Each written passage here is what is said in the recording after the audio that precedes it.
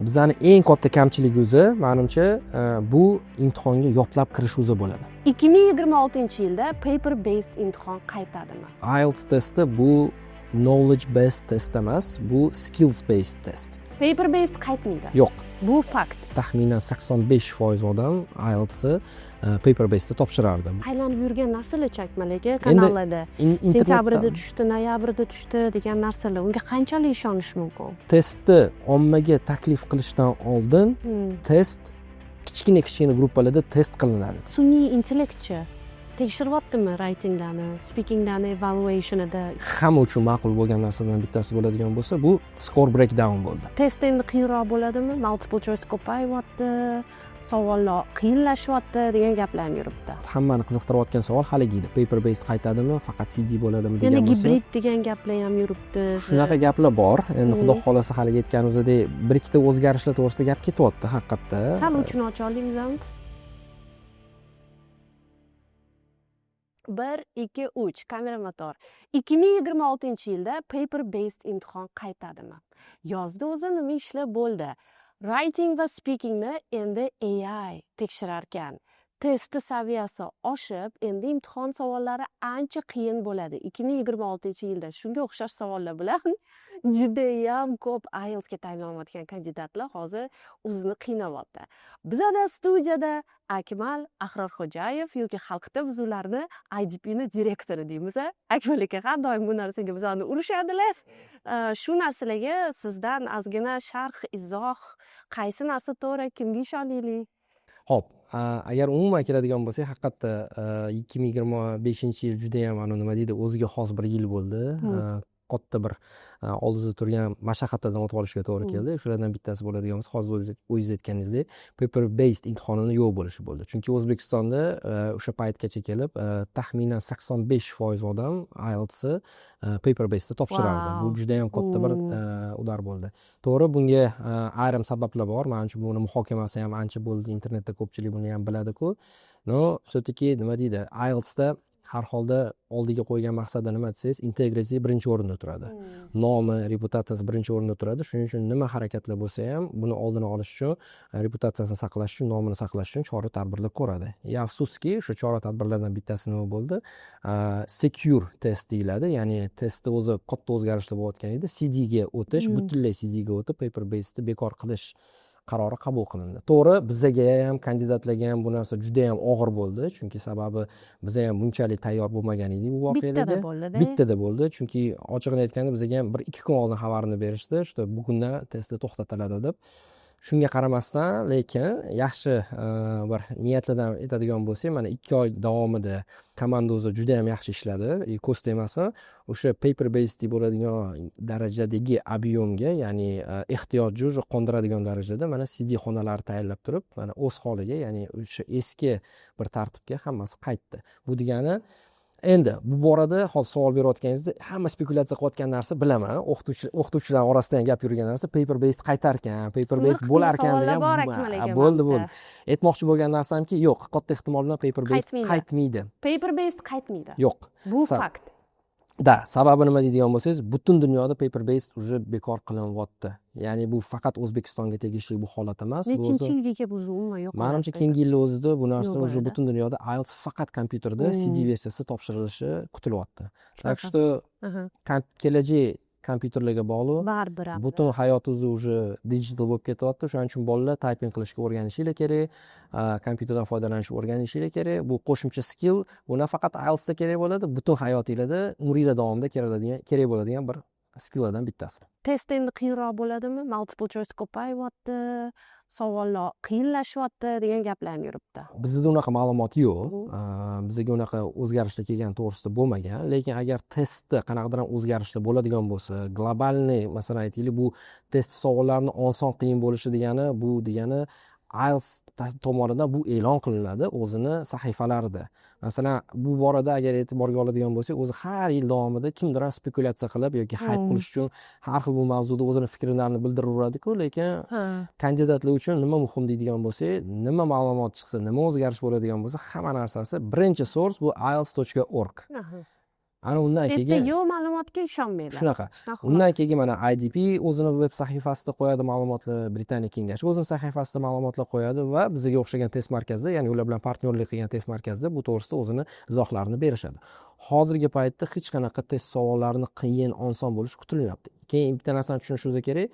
Test savollarini yaratish bu Cambridge tomonidan amalga oshiriladi. Ya'ni bularni ayrim belgilab qo'yilgan qonun qoidalar, tartiblar, metodologiya bo'yicha amalga oshiriladigan narsa. Bu o'zidan o'zi bir kun kelib bugun sal qiyinroq qiling, bugun osonroq qiling degan narsa bo'lmaydi. Настроением yo'q. O'zini metodologiyasi bo'yicha o'rnatilgan tartibda qilinadi. Ya'ni ertaga test juda ham oson bo'lar ekan desa, yo'q. Test ertaga juda ham qiyin bo'ladimi desa, yo'q. Unaqa narsa yo'q. Savollar o'sha tartibda, o'sha qiyinchilikda belgilanadi. Даже masalan oddiy misol bo'ladi, e'tibor beriladigan narsasi jihatli testni ommaga taklif qilishdan oldin test kichkina gruppalarda test qilinadi, tekshirtiriladi. Shunaqada. Ha, ya'ni masalan aytaylik 2026-yilda ishlatadigan test tuzani katta ehtimol bilan 2024-2025-yilda o'sha kichkina omma bilan har xil davlatlarda tekshirib ko'rishadi. Bilimlarni analiz qilib ko'rishadi, berayotgan javoblarni tekshirishadi. To'g'ri chiqyaptimi o'zi, yo'qmi, bizni belgilab qo'ygan baholash mezonlariga to'g'ri holda to'g'ri belgilayaptimi javoblarni, ya'ni bilim to'g'ri baholab beryapti degan tekshiriladi. Shuning uchun bu tugamas jarayon. Hozirgi kunda haligi yana bitta savolga javob beradigan bo'lsa, o'zgarish hali bu bo'yicha hech qanaqa ma'lumot yo'q. Shuning uchun kuzatib boringlar, o'zgarish bo'ladigan bo'lsa, nima deydi, official sourcedan qarab, shunga qarab turib munosabat bildiringlar. Bizlarni kuzatuvchilarga primerni imagination bo'lishi uchun mana shu testlarni misol tariqasida berish imkoni bormi? IDP shunaqa paket qilib bera oladimi? Yo'q, bu narsani imagination qilish uchun yo'q, IDPdan emas, bu narsa Cambridge. Yo'q, Cambridge o'zini publikatsiyasini ko'rish kerak. Kitoblari bor. Shu. Undan tashqari mana yangi tushgan свежий sentyabr deganman bilan. Yo'q, unaqa narsa emas. Yo'q, buni imkoniyati yo'q. Sababi nima deydigan bo'lsa, birinchidan, hali aytganimdek, test materiallarining huquqi Cambridge universitetiga tegishli va ularni boshqarish entirely ularga tegishli bo'ladigan nima. Mana bu aylanib yurgan narsalar chakmalarga kanallarda sentyabrda tushdi, noyabrda tushdi degan narsalar, unga qanchalik ishonish mumkin? Prediction qiladiganlar ko'p. Masalan, test materiallari bor, internetga kimdir ham qo'ygan bo'ladi, o'g'irlaganlari bor yoki masalan imtihonga kirib chiqqandan keyin kimdir ham mana internetda hamma muhokama qiladi. Masalan, qancha bilamiz, masalan, speakingda ham xuddi shunaqa chiqib kelganda speakingda bugun bunaqa savollar bo'ldi degan narsani muhokamasini qilishadi, qo'yishadi. Kimdir ham shuni jamlaydi, kimdir ham yig'adi. Shuni asosida priложение bor. Ha, shuni asosida kimdir ham prediction qiladi. Endi bu o'rinda ishonish mumkinmi bu narsaga desa, yo'q, ular ham shu nomi bilan prediction deb qo'ygan. Ya'ni bu bo'ladimi, bo'lmaydimi degan narsaga nima deydi, hech kim garantiya bermaydi. No, bu o'rinda kandidatlar uchun har doim esda qolarli narsani aytish kerak bo'ladigan narsasi, IELTS testi bu knowledge based test emas, bu skills based test. Ya'ni u yerda sizni nafaqat bilimingizni tekshiradi, ya'ni sizni mahoratingizni tekshiradi. Shuning uchun u yerda ABC degan javoblar yo'q u yerda. Shuning uchun sizni u yerda kelib, boshqacha qilib aytganda, writingda fikringizni ifodalab berishingiz kerak. To'g'ri. Unga tayyorlanishingiz kerak. Masalan, writingda qanaqa savol tushishini bilganingiz bilan, agar bu bo'yicha o'zingiz fikringizni bildira olmasangiz, ingliz tilida qila olmasangiz, hech kim sizga ball qo'yib bermaydi. Ikkinchi narsasi, speakingda ham xuddi shunaqa. Speakingda bo'ladigan savollarni agar aksariyatini e'tibor beradigan bo'lsangiz, hayotdan savol berishadi. Hech qachon masalan scientifically qanaqadir qiyin bo'lgan savollarni yoki siz bo'layotgan mazmunlarni bermaydi. Hayotda bo'ladigan mazmundan boshlanadi. Eng osoni o'zi ko'radigan bo'lsangiz, nima bo'ladi desa, qayerda yashaysandan boshlanadi asosiy savollar. Ana o'shanda siz ko'rsatib berishingiz kerak mahoratingizni. Ya'ni bu materiallar sizga tayyorlanish uchun asos bo'ladi. Lekin shu imtihonda mana shu savol tushar ekan deb agar bunaqa fokusda keladigan bo'lsangiz, bu уже fail bo'lishingizga katta ehtimolga sababchi bo'lib qoladi. Chunki IELTS imtihonida, masalan, O'zbekiston sharoitida aytaylik, kelib chiqqan holda aytadigan bo'lsak, bizani eng katta kamchiligi o'zi, menimcha, bu imtihonga yotlab kirish o'zi bo'ladi. IELTS imtihonini agar band deskriptorlarini o'qib chiqadigan bo'lsangiz, qiziqsanglar, kirsanglar, yodlaganinglar bilinib qoldimi, bu avtomatik ballni pasaytirishga sabab bo'ladi. Juda ham zo'r javob bergan bo'lsanglar ham. Sababi nima desangiz, bu o'zini bilimi emas. Bu demak, tilni bilmasdan turib gapiryapti. Bu faqat yodlab olgan narsasini qaytaryapti deb qabul qilinadi. Shuning uchun iltimos har doim masalan, ayniqsa speaking tarafida ham, даже writingda ham yozayotganinglarda o'zingizlarning fikringlar ekanligini ko'rsata bila olinglar. Yodlagan narsa prepared answer deydi-yu, bu narsadan yiroq bo'lishinglarni xohlaymiz. Chunki ko'pgina kandidatlar ham e'tiroz bildirishadi. Men zo'r gapirib chiqdim, lekin ballimni pastroq qo'yishdi. Chiqdi, ko'p eshitamiz. Lekin bunga agar analiz qilinadigan bo'lsa, sizdan oldin bir 10 ta odam kirgan bo'lsa, sizga o'xshagan почти bir xil narsani gapirgan bo'ladi. O'shandan bilib qoladida Ha, ular. chunki endi tan olishimiz kerak, bizda tayinlanayotgan paytida nima qilamiz desa, yodlashga juda ham ko'p urg'u beramizda. IELTS yodlash bilan ish bitmaydi. Shu narsani e'tiborga olish kerak.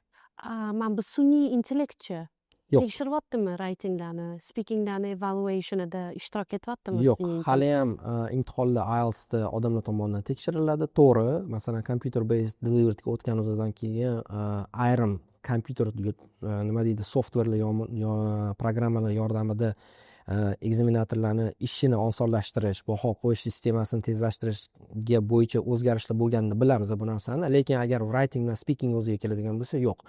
Hali ham insonlar tekshiradi, hali ham insonlar ball qo'yadi. U yerda hech qanaqa Listening, reading. listening readingda tayyor javoblar bo'lgani uchun u yerda o'sha kompyuter nimalaridan, elementlaridan foydalanish etaplari bor.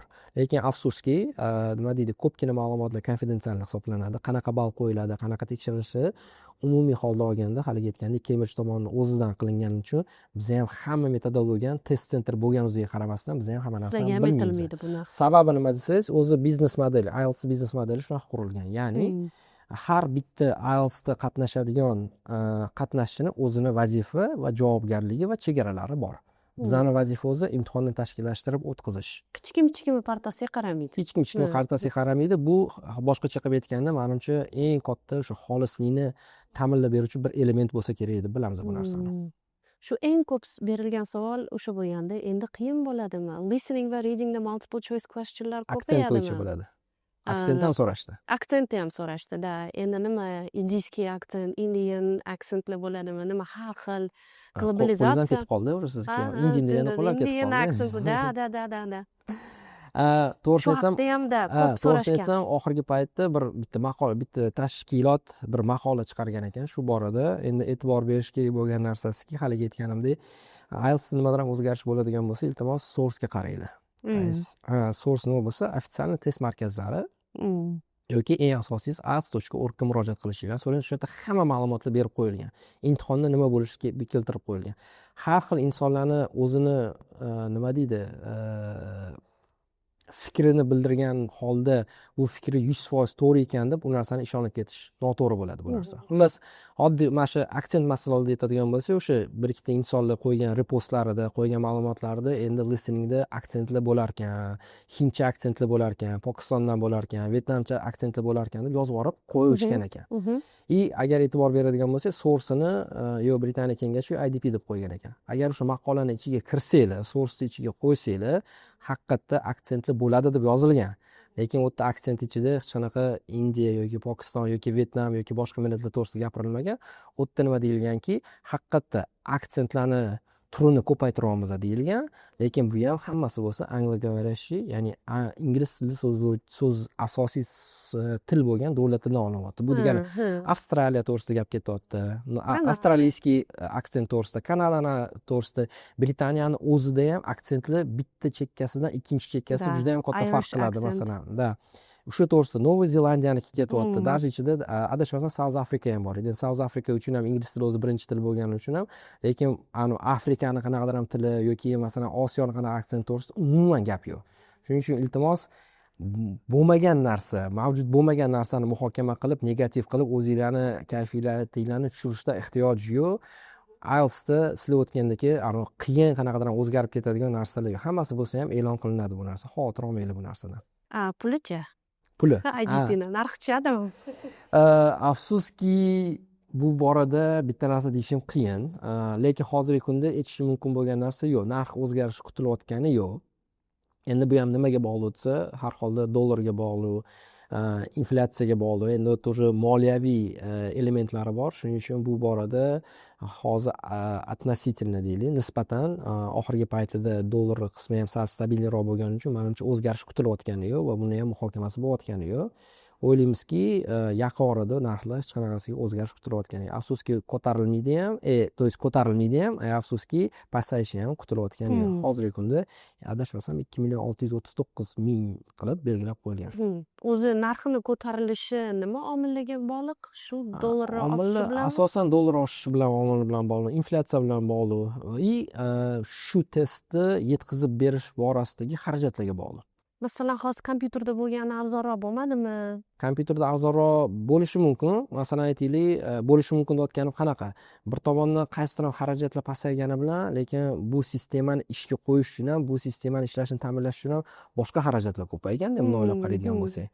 No, bitta narsani esdan chiqarish kerak emas. IELTS bu global test. Bu xalqaro bir qiyosda bir necha davlatlarni aralashuvi va bir necha tashkilotlarni aralashuvi bilan, ya'ni kollaboratsiyasi asosida amalga oshiriladigan test. Bu degani har bitta etapda har bitta odamning o'zini nima deydi, xarajatlari, o'zini kosti bor. Shu narsani e'tiborga olgan holda narx-navolar belgilab chiqiladi.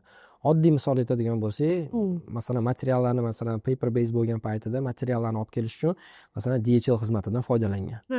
DHLdan o'sha material o'z vaqtida kelinishi, secure holda kelishi, ta'minlash uchun xizmatdan foydalanilgan. DHL bilamiz, dunyoda eng mashhur shu o'rinda eng qimmat postal servisidan bittasi hisoblanadi. Hozirgi paytga keladigan bo'lsa, CDga o'tadigan bo'lsak, CDda programmasi ishlayapti, juda ham katta infrastruktura qurilgan. Bu infrastrukturani qurishga ham yillar davomida amalga oshirildi va o'z navbatida bu infrastrukturani qurishni o'zi yetarli emas. Bu infrastrukturani ishini ta'minlash kerak o'z navbatida. Bu degani bu qo'shimcha ish, qo'shimcha serverlar, bu qo'shimcha mexanizmlar ishlab chiqarish hisoblanadi. Shuning uchun bu borada endi biz juda ham ichkir-chikrlarni bilmaymiz. Bu ham bizning o'zimizning shaxsiy fikrimiz. Bu shu sohada yurganimiz uchun. Shuning uchun ham bu shaxsan aytadigan bo'lsak, narx miqyosida keladigan bo'lsak, shu IELTS tomonidan shu narxlar o'zini o'sha departament tomonidan shu masalaga javobgar insonlar tomonidan bu narsa belgilab beriladi. Bizning ishimiz bu narsani qabul qilish va ommaga yetkazib, maksimal xizmat o'zlarini xolis qilish. Tushadimi deb umid qilgandik. Afsus yo'q. 2026-yilda xulosa yasaydigan bo'lsak, nimalarga tayyor bo'lishsin bolalar? IELTS topshiruvchi kandidatlar nima global o'zgarishlar bizlarni kutyapti? Juda ham katta global o'zgarishlar yo'q, imенно test deliverysi bo'yicha. Menimcha eng oldida hammani qiziqtirayotgan savol haligi edi. Paper based qaytadimi, faqat CD bo'ladimi degan Yana bo'lsa. gibrid degan gaplar ham yuribdi. Shunaqa gaplar bor. Endi xudo xolasa haligi aytganimizdek, bir ikkita o'zgarishlar to'g'risida gap ketyapti haqiqatda. Sal uchun ocha olamizmi? Ya'ni Disclaimer beramiz, hali 100% tasdiqlanmagan bu narsa. Disclaimer, 100% tasdiqlanmagan bu narsa. Haqiqatda paper base bilan computer delivery qanaqadir gibrid versiyasini taklif qilish masalasi ko'rilyapti, lekin bu bo'yicha hali qaror qabul qilinmagan. Shuning uchun bunga kommentariy berish menimcha sal noto'g'riroq bo'ladi. Lekin bitta narsani bilish kerak, IELTS tashkilot sifatida kandidatlarga har doim qulaylik yaratishni ham o'ylaydi. Chunki masalan aytaylik, yo'q, bu test mana shu ishlab chiqardik, bo'ldi, shuni qabul qilasan emas, bu borada ko'plab o'zgarishlar bo'ladi.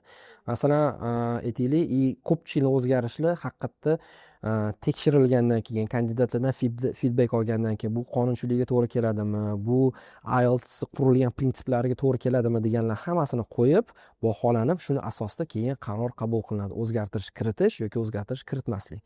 Misol tariqasida aytadigan bo'lsak, masalan, oxirgi yillarda bo'lgan eng katta o'zgarishlardan bittasi, menimcha bu hamma uchun ma'qul bo'lgan narsadan bittasi bo'ladigan bo'lsa, bu score breakdown bo'ldi. Zo'r narsa bo'ladi. Masalan, mana shu IT texnologiyalar rivojlanishi, CD-larni yo'lga qo'yilishi mana shu score breakdownni berish imkoniyatini yaratdi. Bepul bo'lgani undan ham zo'r. Undan ham zo'r. Masalan, ochiqni aytaman, menimcha, masalan, O'zbekistonda hamma savol beradi, bitta savol beradiganlardan ham bitta qizuvlari nimaga 9 oxirgi paytda ko'payib ketdi deyshadi. Bizning analizdan kelib chiqqan holda aytishimiz mumkinki, shuni bitta sabablaridan bittasi bu imенно score breakdownni paydo bo'lgani. Menimcha, ustozlaringizdan bitta so'rashsanglar, masalan, maslahatlashsanglar, shuni o'zingizlar ham sezasizlar, ya'ni score breakdown orqali nechta savolga o'z to'g'ri javob beraman, writing task 1dan necha olman, task 2dan necha olman, speakingda qanaqa performance qilgan ekanman deb olishi, bu kandidatlarga o'z navbatida ustozlarga o'zini bilimini yanada charxlashga va haligi goal oriented, 9 oriented qilib tayyorlanishga yordam bergan narsa. Omil bo'ldi. Bu ham mana kandidatlarga qulaylik yaratish nuqtai nazaridan yaratilgan bitta yengilliklardan bittasi. Ikkinchi yengillik, ikkinchi o'zgarish bo'lgan narsa, bu ham one skill retake. Bu ham CD IELTS yo'lga qo'yilgani sabab bo'ldi. Masalan, paperda bu narsani qilish umuman imkoniyati bo'lmagan. Ya'ni даже ehtiyoj bo'lganda ham buni texnически amalga oshirish bu juda ham qiyin bo'lgan narsa bo'lgan. Lekin CD-da bu narsaning imkoniyati bor. Shunaqa narsalar kutyaptimi? Yana yengillik. Xudo xolasa, masalan, gibrid to'g'risida yoki CD ni topshirish to'g'risida gapiradigan bo'lsak, bu borada to'xtamasdan muhokamalar bor, to'xtamasdan kandidatdan berilgan haligi feedbacklar asosida o'zgartirishlar kiritish bo'yicha ish olib boriladi va agar shu borada xudo xohlasa yengilliklar bo'lsa, albatta o'zlari kanalda ham va eng asosiy aytganimdek ielts.org veb-saytida hamma ma'lumotlar ochiqlanadi kandidatlar uchun bu narsa. Mabodo gibrid nimaligini tushunishmagan bo'lsa, bu qachonki siz listening, readingni kompyuterda va writingni nimada Balkim qog'ozda topshirish qog'ozda imkoniyati bo'lish imkoniyatlari bordir. Chunki shuni listeningni qog'ozda qilsak bo'lmaydimi? Chunki listeningga ko'p so'rashadi. Note taking qilib, u gapchi Akmal aka, mana kompyuterga o'rganganimiz emas. Bizaga paperni ba'zi bir learnerlar чувствовать qilish kerak-da. Fil qilib yozadi, anaqa qiladi, chizadi. U kompyuterni masalan juda прекрасно eplaydi. Lekin bu уже odatmi, ana tangible-da, ushlaydi, har holda nima deydi, tayinlanayotganda focus paperga qilinganda, ana o'zini uslublari qatta bergan. Tushunamiz bu narsani.